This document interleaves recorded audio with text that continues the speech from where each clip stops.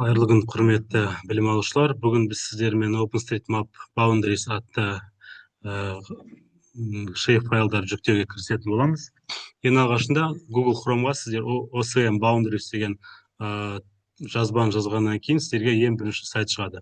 Соған кіру арқылы сіздер Қазақстанның әр ауданын жүктеп алуларыңыз қажет. Егер сіздер алғаш рет кірген болсаңыздар, осы жаққа регистрация жасауларыңыз қажет.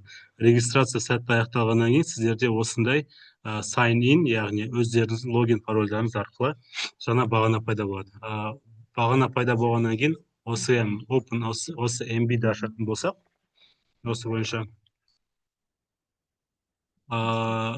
көріп отырғандарыңыздай Қазақстанның шекараларын алу үшін ең алғаш біз download батырмасын басу арқылы select country, осы жақта Қазақстанды басамыз. Және де 5 және 6-шы қабаттарды алатын боламыз. JSON барлығы өз орнында қалады. Download басамыз.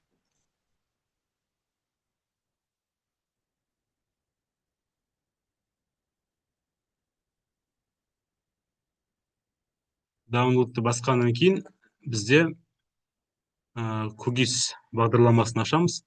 Осы жақта жүктеп алынған деректерді архивтен шығарып, немесе тура жұмыс аймағына мышканың көмегімен әкелу арқылы біз осы аймақтардағы жүктелінген деректерге қол жеткізе аламыз. Яғни add layer'ды басатын болсақ, Қазақстанның аудандары сәйкес шығатындығы көрініп тұр. Мысалы, ішкі бөлікте қандай элементтер бар екенін көру үшін Open Attribute Table ашамыз. Осы жақта біз барлық admin level 6-шы деңгейде тұрғандығына көзіміз жетті. Сол үшін біз JSON форматын сәйкесінше экспорттап shape файлға ауыстыруымыз қажет. Яғни shape файл, мысалы, мына жақта біз